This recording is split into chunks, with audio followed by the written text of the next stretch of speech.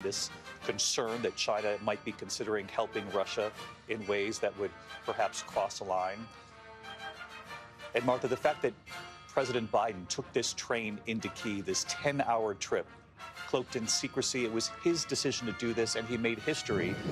The first president in modern times to travel into a war zone where there was no American troop presence. No American troops, and I think you and I have both noticed that when we go into Ukraine. It is rather shocking, indeed, to be there without that backup. And the president did not have that backup. Obviously, he had a lot of security. You know, David, as we stand here tonight, I'm thinking of a year ago. And Vladimir Putin at that point thought he would own Ukraine, thought he would go into Kyiv, destroy it, and that he would be the king of Ukraine. A very different story today. It's grinding on. The war is grinding on, but Vladimir Putin has had a very tough fight on his hands with hundreds of thousands of casualties. A stark contrast today to what we saw in those early weeks of the war, Martha. You talk about circling, getting closer to Kyiv, Bucha, the atrocities they left behind when they were forced to retreat. Our Ian Pannell, our chief foreign correspondent, of course, was reporting in Ukraine at the time. And Ian, obviously there in Ukraine, they're watching this very closely as well. Yeah, I think so. I think the messaging, firstly, from President Biden's trip was absolutely critical. I mean, talking about the risk. Remember, around this time last year, the United States government was trying to urge President Zelensky to move to the east for his own safety. So pretty incredible scenes to see the President of the United States on those same streets. The same streets where, by the way, United States citizens are now being urged to leave the country. So I think it was a very bold step. It sends a very powerful signal to Ukrainians. But, of course, they need more than just moral support. They need tangible support. The fight that they're in the east is as serious as it's been throughout the last 12 months. Russia desperate for some kind of military victory, trying to claim this key town of Bakhmut in the east of the country, in the Donbass, trying to be able to say 12 months since Putin started the war that at least they've managed to gain some kind of significant territory. I mean, the number of losses that are being incurred on both sides there are off the charts. Some of the fighting looks reminiscent to the kinds of images and stories that we've heard more from the First and Second World War. So it's very difficult there. The Ukrainians are very cognizant of the importance of President Biden's visit and the support, not just of him, but also of the allies.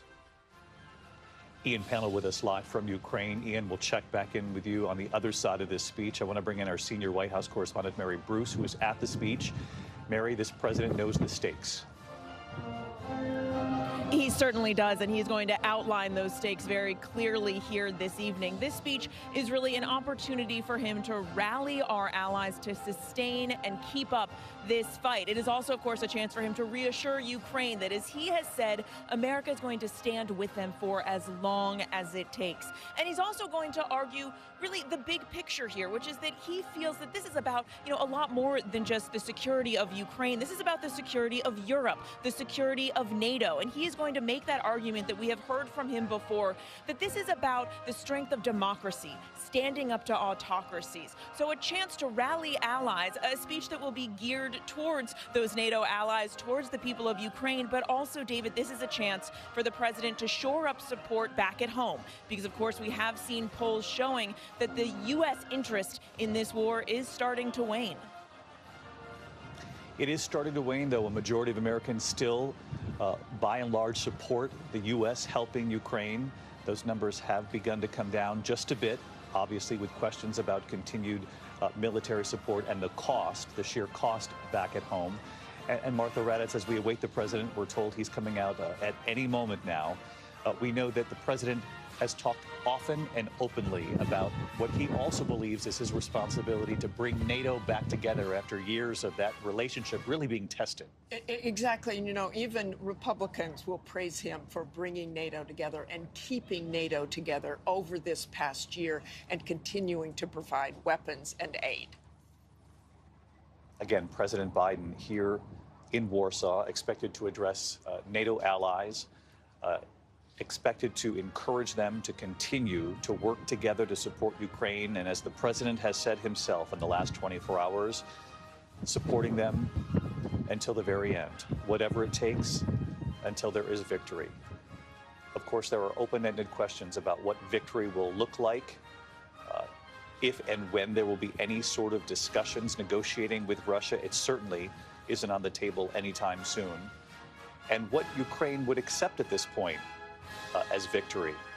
We've heard from President Zelensky, grateful that President Biden made that trip, but also he has asked for fighter jets. We do know that that is a significant issue for the Biden administration. The president has said repeatedly the answer is no. The question is that a permanent no or not? There has been some talk and pressure from some Republican members of Congress, in particular the Senate, Lindsey Graham, who in recent days who has said, send the fighter jets. He pointed to Vice President Kamala Harris's words over the weekend that the U.S. has determined that these are crimes against humanity on the part of the Russians. Senator Lindsey Graham telling Martha, if that in fact is the case, well, then why aren't we protecting the Ukrainian people even more by sending in those fighter jets? You can see the people of Poland here gathered for President Biden. Their phones in the air recording this very historic moment. Pana Joe Bidena. Ladies and gentlemen, you heard the announce there. Please welcome and now the English, the 46th President of the United States. of the United States of America, Joe Biden. Freedom, freedom is you. And of course, in this part of the world, President Biden has been given a lot of credit for keeping the NATO alliance together, making it even stronger in these times, and for presenting a united front in support of Ukraine. Here he is, President Biden, less than 24 hours after his historic and secretive trip into Kyiv, walking the streets of that Ukrainian capital with President Zelensky. We heard those air raid sirens. He was undeterred, hugging Ukrainians who had lost loved ones in the war. And now he will address the world, NATO allies, Ukraine, and Russia. Let's listen. One of our great allies, President Duda, Prime Minister, Mr. Mayor, to all the former ministers and presidents, as well as mayors and Polish political leaders from all across the country, thank you for welcoming back to Poland. You know, it was nearly 1 year ago I spoke at the Royal Castle here in Warsaw, just weeks after Vladimir Putin had unleashed his murderous assault on Ukraine, the largest land war in Europe since World War II had begun. And the principles that have been the cornerstone of peace, prosperity, and stability on this planet for more than 75 years were at risk of being shattered. 1 year ago, the world was bracing for the fall of Kyiv. Well, I just come from a visit to Kyiv, and I can report Kyiv stands strong. Kyiv stands proud, it stands tall, and most important, it stands free. When Russia invaded, it wasn't just Ukraine being tested. The whole world faced a test for the ages. Europe was being tested. America was being tested. NATO was being tested. All democracies are being tested. And the questions we faced were as simple as they were profound.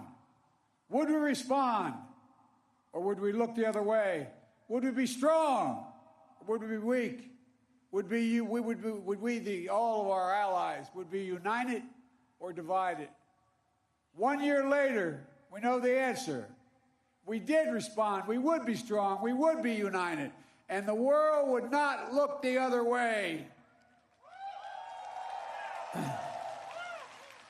We also face fundamental questions about the commitment to the most basic of principles. Would we stand up for the sovereignty of nations? Would we stand up for the right of people to live free from naked aggression? Would we stand up for democracy? 1 year later, we know the answers. Yes, we would stand up for sovereignty, and we did. Yes, we would stand up for the right of people to live free from aggression, and we did. And we would stand up for democracy, and we did. And yesterday, I had the honor to stand with President Zelensky in Kyiv to declare that we will keep standing up for these same things, no matter what.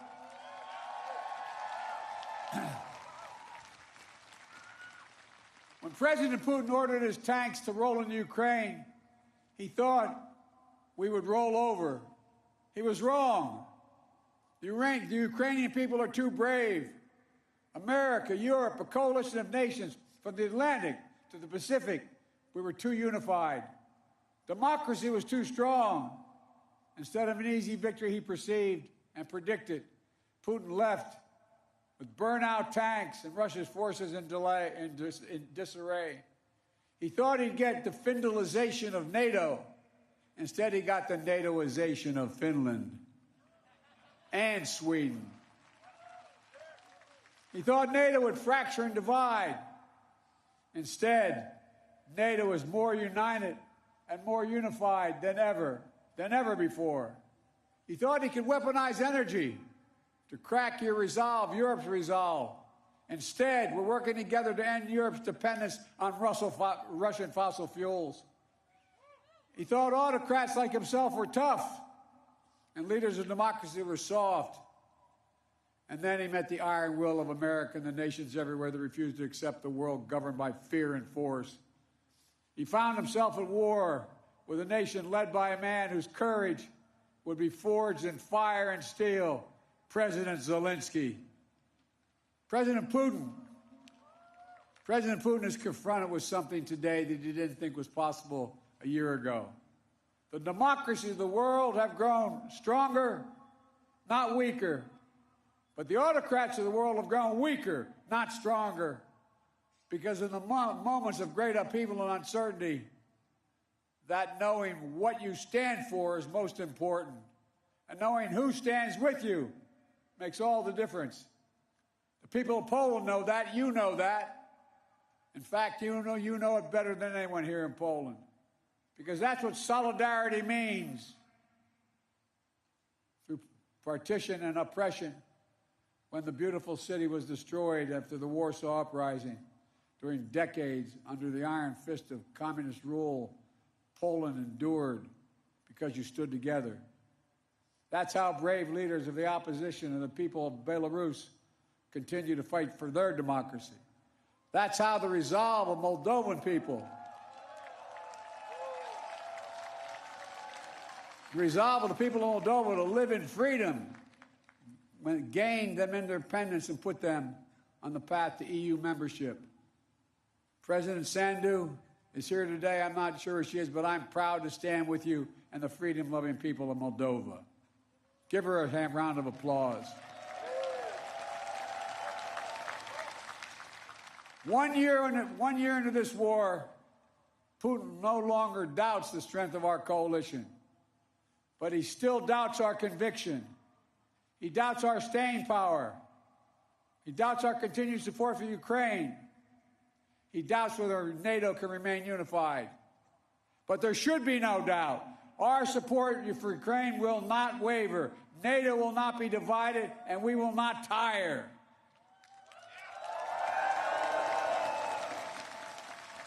President Putin's craven lust for land and power will fail, and the Ukrainian people's love for their country will prevail. Democracies of the world will stand guard over freedom today, tomorrow, and forever.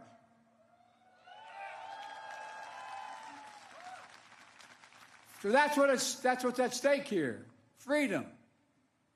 That's the message I carried to Kyiv yesterday, directly to the people of Ukraine.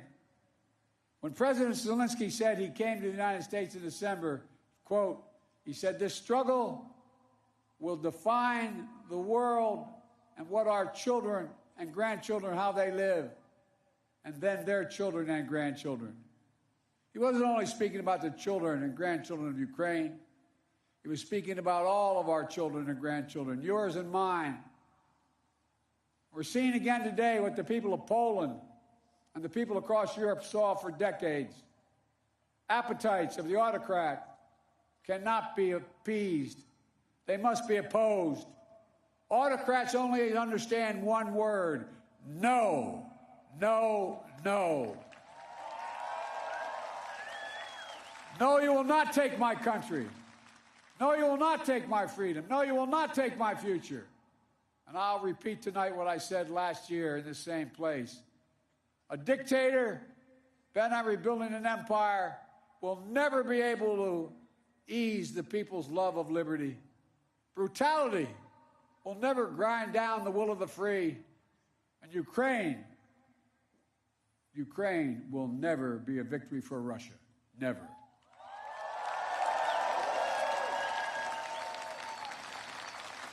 For free people refuse to live in a world of hopelessness and darkness.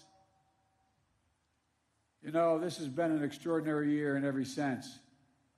Extraordinary brutality from Russian forces and mercenaries. They've committed depravities, crimes against humanity, without shame or compunction. They've targeted civilians with death and destruction, used rape as a weapon of war, stolen Ukrainian children in an attempt to steal Ukraine's future, bombed train stations, maternity hospitals, schools, and orphanages. No one can turn away their eyes from the atrocities Russia is committing against the Ukrainian people. It's abhorrent. It's abhorrent. But extraordinarily, as well,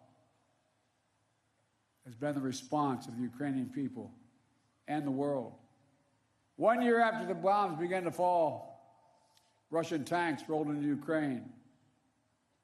Ukraine is still independent and free.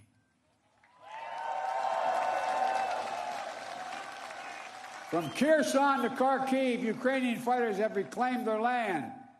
More than 50% of the territory Russia held last year.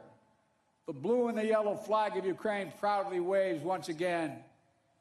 President Zelensky still leads a democratically elected government that represents the will of the Ukrainian people. The world has already voted multiple times, including the United Nations General Assembly, to condemn Russia's aggression and support a just peace. Each time in the UN, that vote has been overwhelming. In October, 143 nations of the United Nations condemned Russia's illegal annexation. Only four in the entire UN voted with Russia. 4. So tonight, I speak once more to the people of Russia.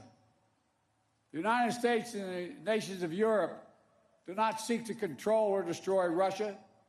The West was not plotting to attack Russia, as Putin said today. And millions of Russian citizens who only want to live in peace with their neighbors are not the enemy. This war was never a necessity. It's a tragedy. President Putin chose this war. Every day the war continues is his choice. He could end the war with a word. It's simple. If Russia stopped invading Ukraine, it would end the war. If Ukraine stopped defending itself against Russia, it would be the end of Ukraine. That's why together we're making sure Ukraine can defend itself.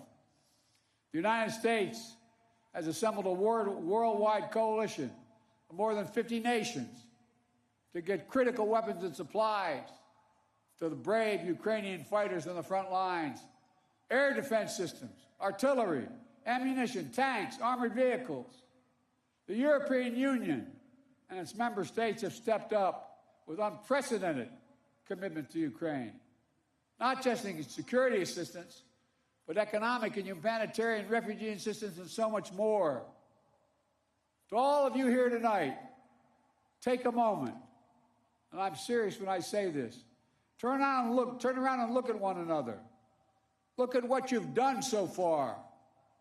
Poland is hosting more than 1.5 million refugees from this war. God bless you. Poland's generosity, your willingness to open your hearts and your homes is extraordinary. And the American people are united in our resolve as well. All across my country, in big cities and small towns, Ukrainian flags fly from American homes. Over the past year, Democrats and Republicans in our United States Congress have come together to stand for freedom. That's who Americans are, and that's what Americans do. The world is also coming together to address the global fallout from President Putin's war. Putin tried to starve the world, blocking the ports in the Black Sea, to stop Ukraine from exporting its grain, exacerbating the global food crisis that hit developing nations in Africa especially hard. Instead, the United States and the G7 and partners around the world answered the call with historic commitments to address the crisis and to bolster global food supplies.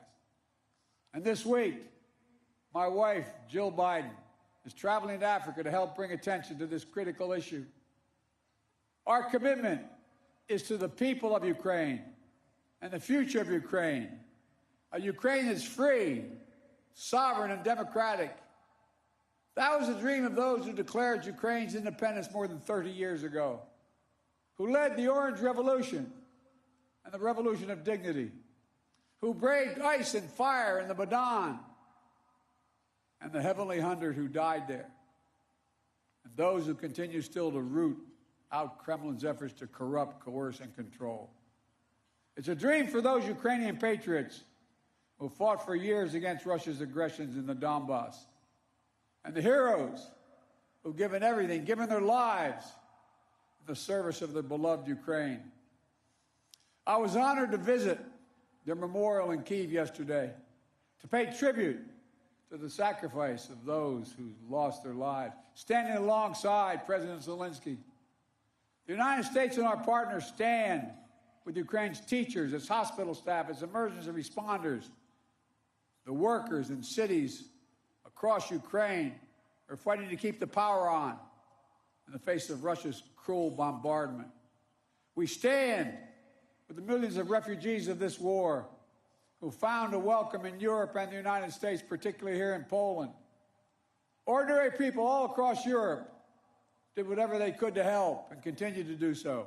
Polish businesses, civil society, cultural leaders, including the First Lady of Poland, who is here tonight, have led with the heart and determination, showcasing all that's good about the human spirit. Madam First Lady, we love you. Thank you all.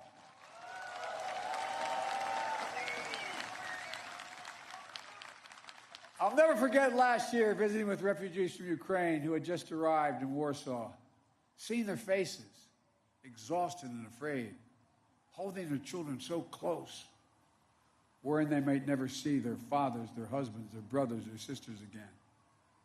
In that darkest moment of their lives, you, the people of Poland, offered them safety and light. You embraced them. You literally embraced them. I watched the looks on their faces. Meanwhile, together we made sure that Russia is paying the price for its abuses. We continue to maintain the largest sanction regime ever imposed in any country in history. And we're going to announce more sanctions this week together with our partners. We'll hold accountable those who are responsible for this war, and we'll seek justice for the war crimes and crimes against humanity continuing to be committed by the Russians. You know, there is much for us to be proud of over all that we have achieved together this past year. But we have to be honest and clear-eyed as we look at the year ahead. The defense of freedom is not the work of a day or of a year. It's always difficult. It's always important.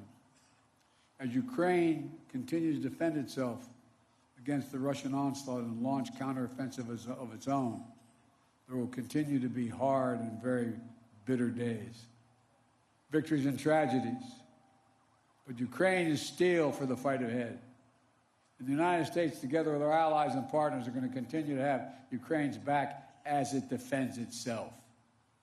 Next year, I will host every member of NATO for our 2024 summit in the United States. Together, we'll celebrate the 75th anniversary of the strongest defensive alliance in the history of the world, NATO. And let there be no doubt, the commitment of the United States to our NATO alliance and Article 5 is rock solid. And every member of NATO knows it, and Russia knows it as well. An attack against one is an attack against all. It's a sacred oath. Sacred oath to defend every inch of NATO territory. Over the past year, The United States has come together with our allies and partners in an extraordinary coalition to stand against Russian aggression. But the work in front of us is not just what we're against. It's about what we're for. What kind of world do we want to build? We need to take the strength and capacity of this coalition and apply it to lifting up the lives of people everywhere, improving health, growing prosperity, preserving the planet, building peace and security, treating everyone with dignity and respect. That's our responsibility. The democracies of the world have to deliver it for our people. As we gather tonight, the world, in my view, is at an inflection point. The decisions we make over the next 5 years or so are going to determine and shape our lives for decades to come. That's true for Americans. It's true for the people of the world. And while decisions are ours to make now, the principles and the stakes are eternal. The choice between chaos and stability, between building and destroying, between hope and fear, between democracy that lifts up the human spirit and the brutal hand of the dictator who crushes it, between nothing less than limitation and possibilities. The kind of possibilities that come when people who live not in captivity but in freedom. Freedom. Freedom. There is no sweeter word than freedom. There is no nobler goal than freedom. There's no higher aspiration than freedom. Americans know that, and you know it. And all that we do now must be done so our children and grandchildren will know it as well. Freedom. The enemy of the tyrant and the hope of the brave and the truth of the ages. Freedom. Stand with us. We will stand with you. Let us move forward with faith and conviction and with an abiding commitment to be allies, not of darkness but of light, not of oppression but of liberation, not of captivity but, yes, of freedom. May God bless you all. May God protect our troops. And may God bless the heroes of Ukraine and all those who defend freedom around the world. Thank you, Poland. Thank you, thank you, thank you for what you're doing. God bless you all. President Biden here in Warsaw, Poland, with a sweeping speech celebrating freedom, as you heard him say there at the end, democracy, saying democracies around the world are stronger, autocracies are weaker. 1 year into this conflict in Ukraine after the Russian invasion, the children of Poland greeting him on the stage now after this speech. He talked about Russia, and he addressed Vladimir Putin repeatedly during this speech. Obviously, a major difference from Vladimir Putin earlier, who did not mention President Biden by name. He talked about the strength of NATO in this last year, saying we must stand united. And he was very frank about what lies ahead, both for the people of Ukraine in this bitterly fought war, but for the people of NATO and the countries supporting the Ukrainian effort. That this will be a difficult and bitter year ahead in Ukraine. The president making it very clear that this war, this conflict, is not going to end anytime soon. I want to bring in our senior White House correspondent, Mary Bruce. In very stark terms, President Biden said if Russia ends this invasion, the war is over. That if Ukraine ends this fight, Ukraine is over.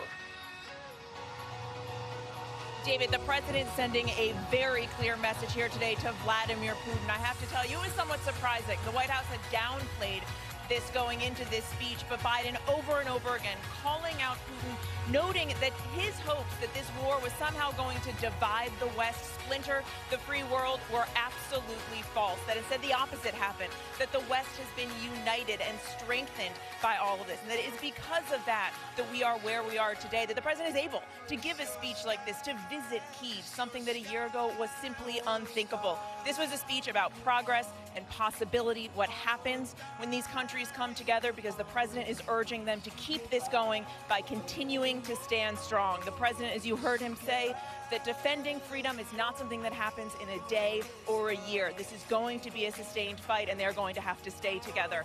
And in that, they will stand up to Vladimir Putin. Mary Bruce at the speech for us. 30,000 people have gathered here in Warsaw to hear President Biden speak. on NATO, on Poland, and he thanked the people of Poland for helping more than 1 million refugees. Martha, you and I have reported on these refugees over the last year, both in Ukraine and outside Ukraine, and Poland has really stepped up to help the people of Ukraine.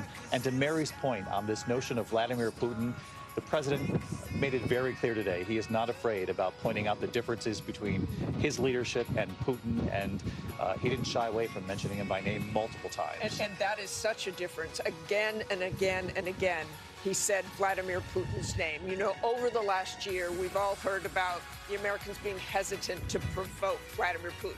What kind of aid we give them, what kind of military aid we give them. But that was in your face to Vladimir Putin, basically saying Ukraine is going to win this war. We're going to help them. The allies are going to help them, no matter how long it takes, no matter the losses. He also said to the Russian people who will hear this, we don't want to hurt the Russian people. We have no interest in war with Russia. This is about your autocratic leader, in so many words, who continues to invade Ukraine. And that is a message I think the administration has given from the beginning. This is not about the Russian people. This is not about you. This is about Vladimir Putin. Wake up. See what Vladimir Putin is doing. But in Russia, that speech probably played pretty well today, going after the United States, again, not mentioning Biden, but blaming the United States and Putin trying to rally his country. And no one has spent more time on the ground for us in Ukraine than our chief foreign correspondent, Ian Pannell. Ian, I want to bring you into this conversation because I'm sure that line landed for you as well. The president very clear, very truthful about the very difficult weeks, months, and year ahead for Ukraine. Yeah, I mean, that really was a very strong reality check that this isn't over, that actually dark days do lie ahead, more sacrifices, more requests for arms and support for Ukraine. But, you know, it's striking sitting here watching it with Ukrainian colleagues and watching them look at the screen that actually this is a very personal message to every single Ukrainian across the country that they're not alone in this fight.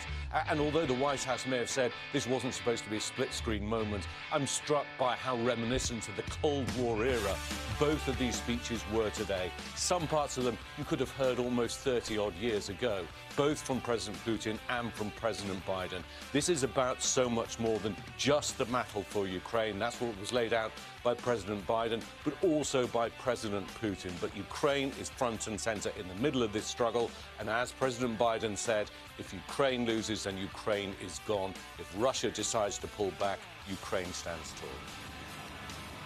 There is no question there will be many comparisons after this speech today. Ian, thank you, to the era of the Cold War, given these two leaders speaking on the same day on the world stage. We know the president did not plan it this way, nor did the White House, that Vladimir Putin moved his speech up, coinciding with President Biden today. But Ian is absolutely right. When you have stark contrasts like what we witnessed here today in Poland, you're going to have immediate comparisons to an era not so long ago. Our coverage continues on ABC News Live, abcnews.com, and of course, I'll be back with the entire team for a special edition of World News Tonight right here in Warsaw. I'm David Muir. Have a good day. I'll see you a bit later here. This has been a special report.